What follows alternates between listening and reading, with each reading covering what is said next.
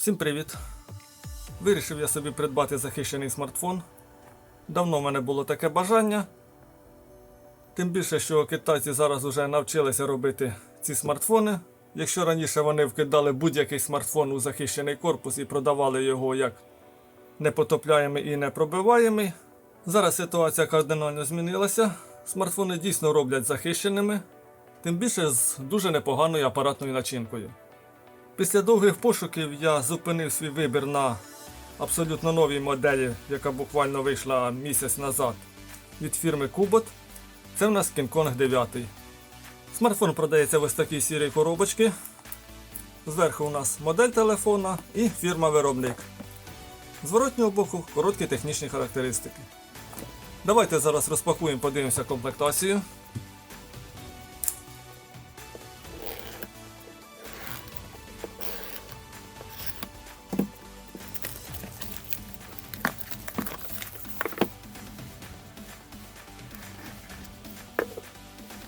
В комплекті у нас смартфон. Як його звідси дістати?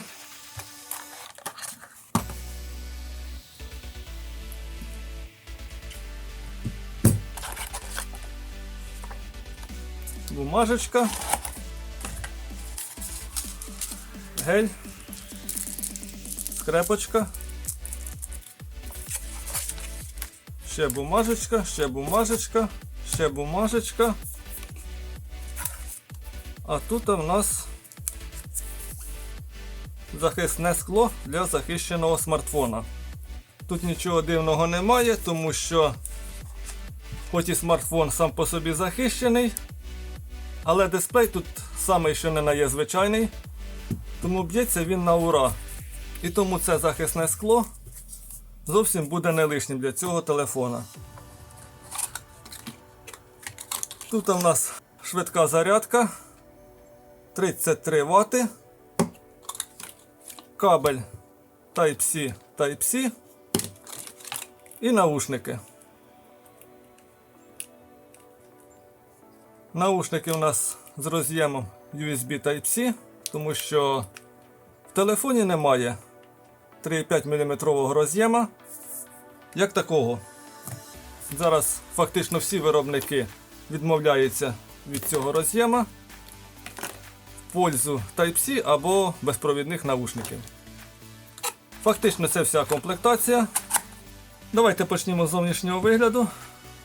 Смартфон у нас виконаний в пилево-вологозахисному корпусі. Має стандарти захисту IP68 і IP69K. Корпус у нас повністю прогумований. Особливо видно це на кутах смартфона. Тут саме найбільше гуми. Це потрібно для захисту від падіння. По бокам у нас металеві вставки, що також додають міцності смартфону. Розмір смартфона 172 мм у нас висота, 81,5 мм ширина і 17 мм товщина. Вага смартфона 390 г. Для порівняння ми візьмемо звичайний смартфон. Як бачимо, по товщині він удвічі більший. Ну і відповідно по вазі так само удвічі важчий від звичайного. Тому, щоб користуватися цим смартфоном, до нього потрібно ще звикнути.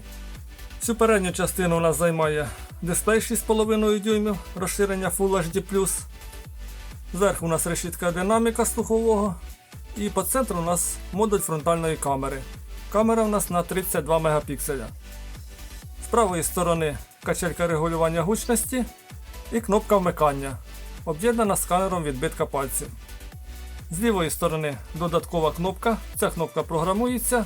Ви можете її запрограмувати на будь-яку функцію, на одне натискання, на подвійне натискання, на натискання і утримування. Все це під ваш вибір. Зверху під гумовою заглушкою у нас знаходиться комбінований слот для сім-карт і для карт пам'яті. Ми можемо поставити або дві сім-карти, або одну сімку і карту пам'яті. Зверху у нас нічого немає. Знизу під гумовою заглушкою роз'єм Type-C і мікрофон. На задній частині внизу у нас два динаміка. Зверху всю середню частину займає додатковий дисплей. Сюди виводиться додаткова інформація, оповіщення Можна поставити годинник, компас, керування аудіо-відеоплеєрами. По бокам цього дисплея у нас знаходяться модулі з камерами. Основна камера у нас 100 мегапікселів. З правого боку вверху це камера нічного бачення з модулем 24 мегапікселя. Макрооб'єктив 5 мегапікселів. І зліва внизу комбінований блок із світлодіодів. Два світлодіода у нас інфрачервоні, які потрібні для роботи камери нічного бачення. І один звичайний світлодіодик, який можна використовувати в якості спалаху для камер. Накладка у нас на задній кришці це, я так думаю, скло. Зараз я зніму захисну плівку.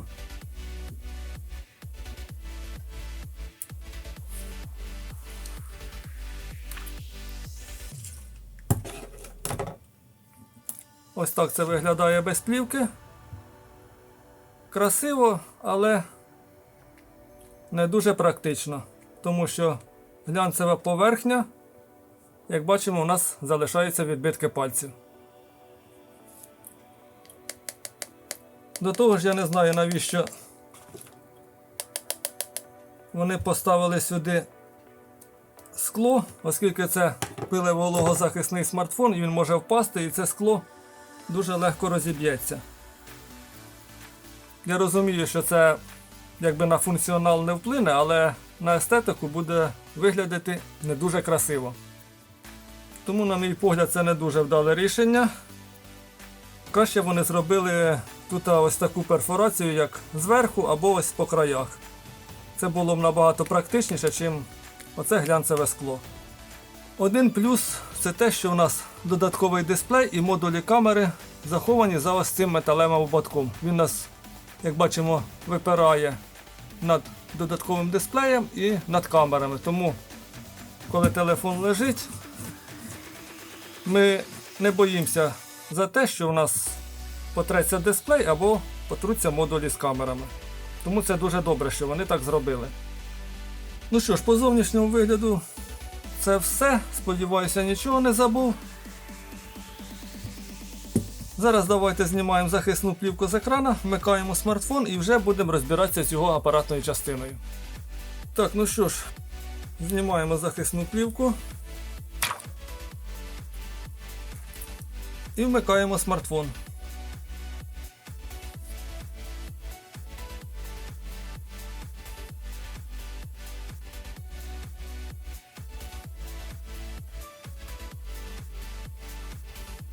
Зараз у нас йдуть початкові налаштування.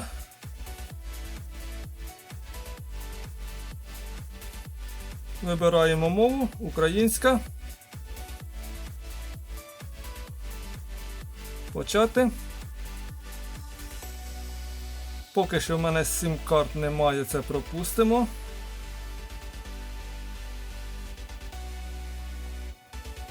Добавляємо Wi-Fi мережу.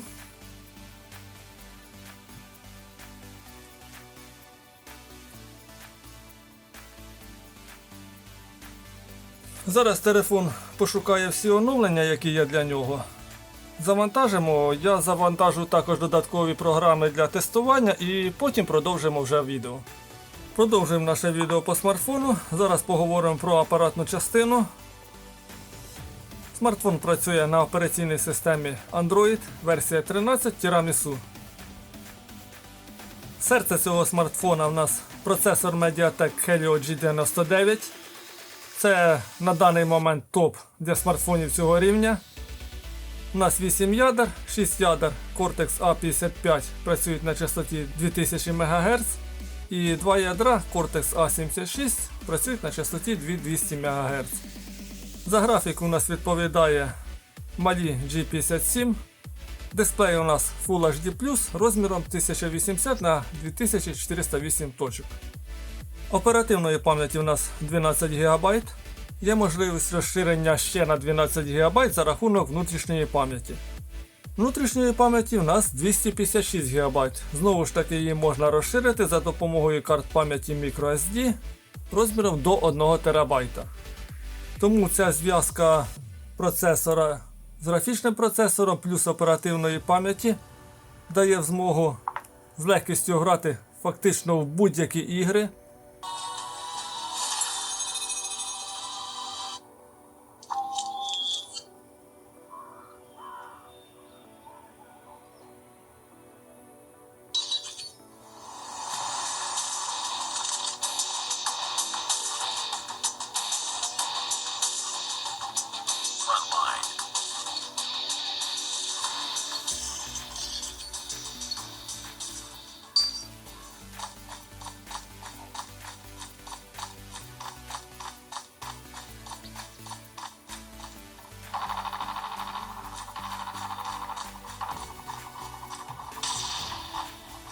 Down, sniper!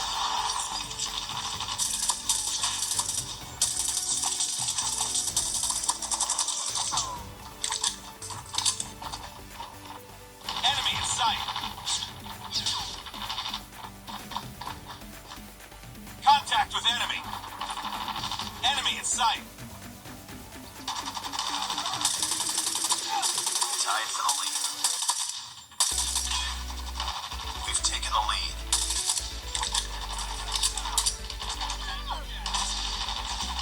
Contact with enemy. Tango down. Sniper.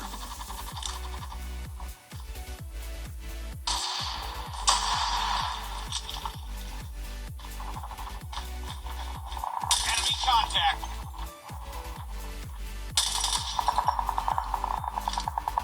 It's too close. Fight harder. Enemy in sight. We lost the lead.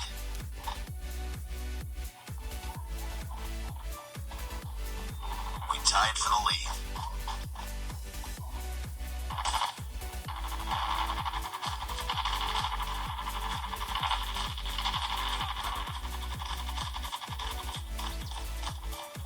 We've taken the lead.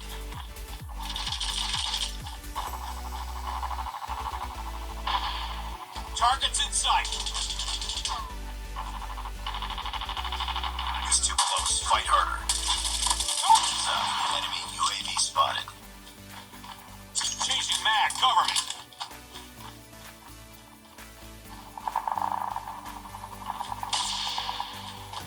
Tied for the lead. Get down, sniper.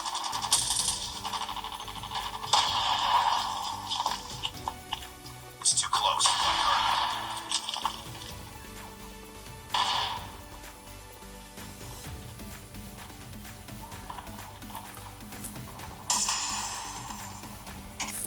Ну, якось так.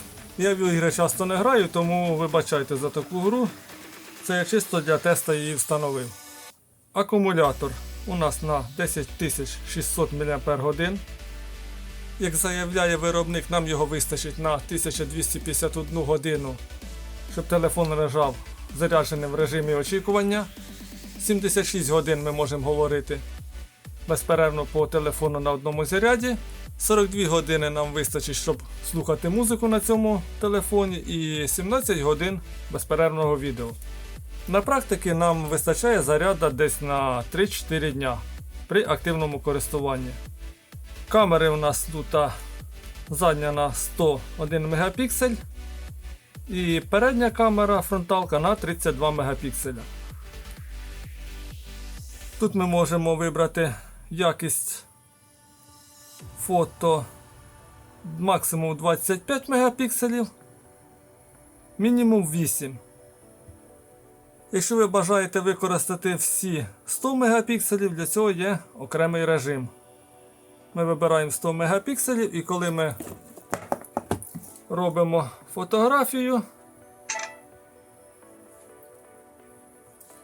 зараз давайте її відкриємо. Це у нас фотографія зроблена в 100 мегапікселів.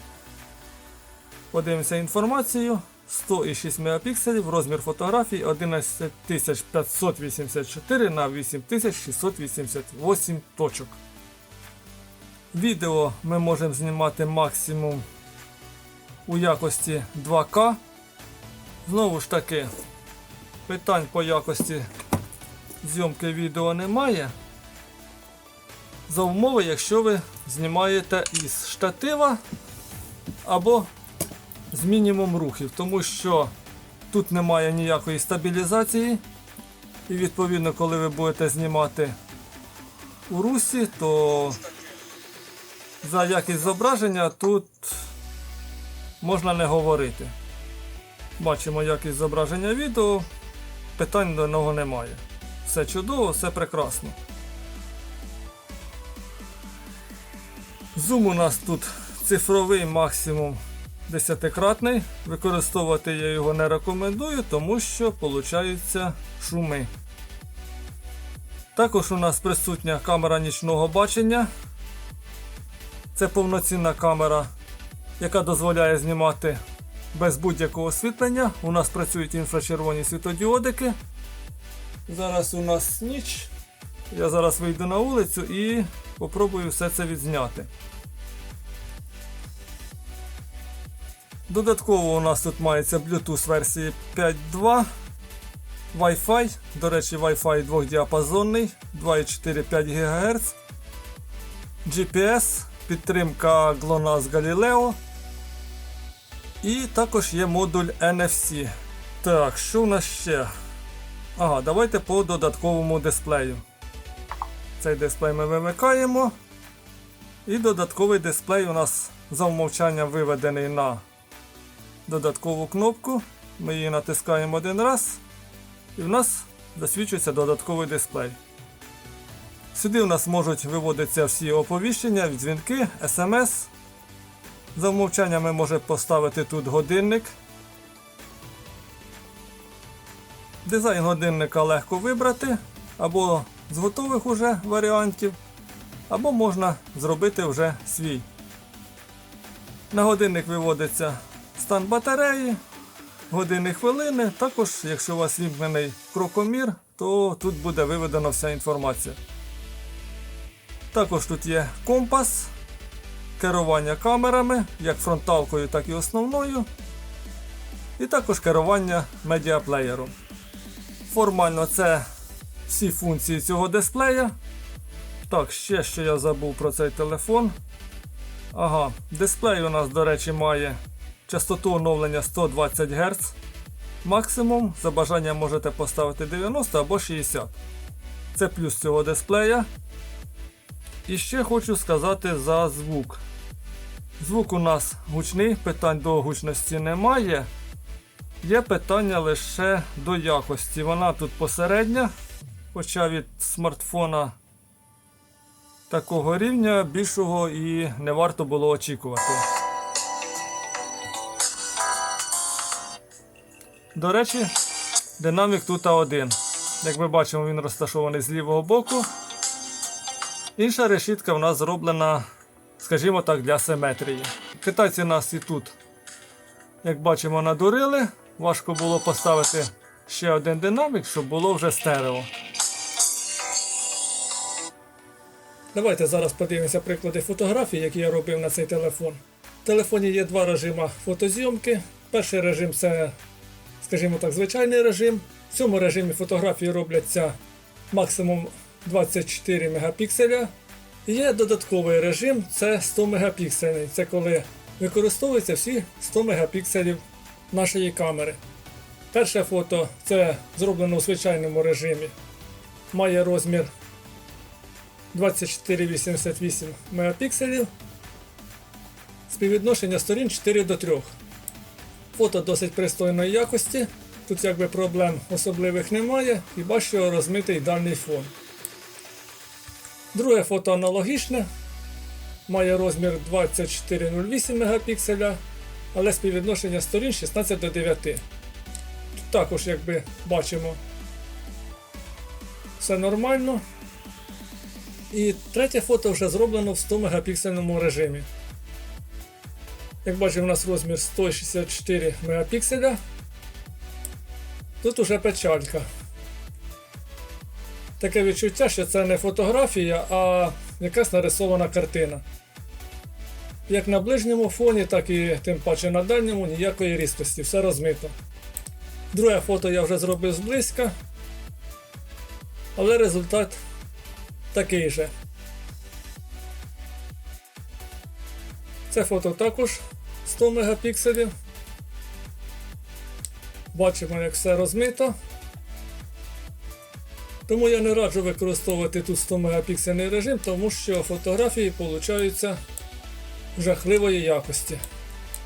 Краще вже використовувати звичайний режим, розмір 24 мегапікселя фотографії, але видно, що це дійсно фотографія, а не якась розмазня. Інше фото так само. Все прекрасно, все чудово. Розмір фотографії 24:08. Тому я не знаю, навіщо придумали той 100 мегапіксельний режим. Тому що при його застосуванні це не фотографія, а якісь картини стародавнього художника. Відео я пробував знімати в форматі 2К і Full HD. І там якість чудова. Але за умови, якщо ви будете знімати ці відео зі штатива або з мінімум різких рухів.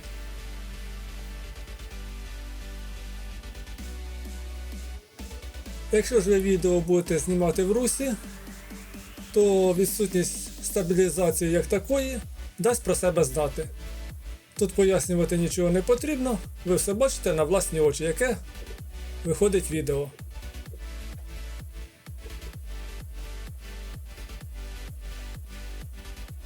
Ось так знімає камера нічного бачення на смартфоні. Як бачимо, все прекрасно видно, а на звичайний смартфон не видно нічого. На камері працюють інфрачервоні світлодіодики, тому зображення з камери нічного бачення просто чудове. До мінусів нічної камери можна віднести те, що вона працює максимум 3-4 хвилини. Потім виводиться повідомлення, що інфрачервоні світлодіодики перегрілися і камера вимикається. Повторне вімкнення можливе через 3 хвилини. Також до мінусів відеозйомки на цьому телефоні я хочу віднести звук. Я спеціально зараз звук пишу на цей телефон в час зйомки відео. Я цей звук не буду редагувати, щоб ви почули, наскільки погано пишеться звук під час зйомки відео на цей телефон. Ну і під кінець загальний підсумок про цей смартфон. Купляти його чи ні, вирішуйте самі. Смартфон великих розмірів, важкенький, 100% він не для дівчат. Якщо ви хочете придбати смартфон для того, щоб носити його кожен день так само, як ви робите це із звичайним смартфоном, то я б цього не рекомендував робити. Тому що, зважаючи на габарити, до цього смартфона потрібно звикнути. В більшості цей смартфон знадобиться в основному тим людям, кому потрібні великий час автономної роботи і захищеність смартфона від погодних умов.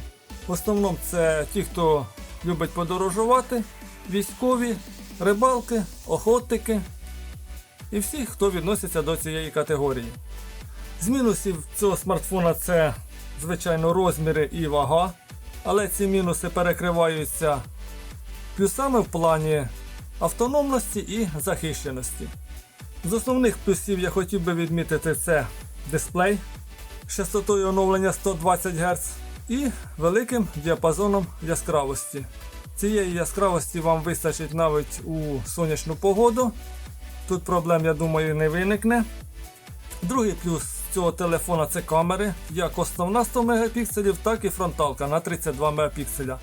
Вони дають чудове зображення з певними нюансами. Це у плані того, що при зйомці відео у нас відсутня стабілізація. Тому відео знімати бажано або штатива, або не рухати сильно смартфон. Тому що якщо ви будете знімати все це в русі, то відсутність стабілізації дасть про себе знати. Також другий мінус це в нас динаміки, точніше кажучи, один динамік. Китайці зекономили на другому динаміку. Якість звучання в нас посередня. Якщо гучність динаміка в нас пристойна, тут претензій немає, але якість в нас посередня. Тому якщо ви активно будете користуватися аудіо чи відеопрогравачами, то еквалайзер вам допомогу. За допомогою нього вам, я думаю, вдасться зробити звук того рівня, який ви звикли слухати. Ну і третій мінус – це ось ця скляна накладка. Ну зовсім вона тут недоречна. Якщо естетично вона ще більш-менш пристойно виглядає, і то недовго, до першого торкання пальцями, і вся вона буде у вас заляпана. Практичніше, мабуть, було потрібно зробити ось таку перфорацію по всій задній частині. Ну, в цілому це все, мабуть, по смартфону. Сподіваюся, нічого не забув. Якщо будуть якісь доповнення, обов'язково дозніму відео. А ви не забувайте за лайки і підписку, і до зустрічі!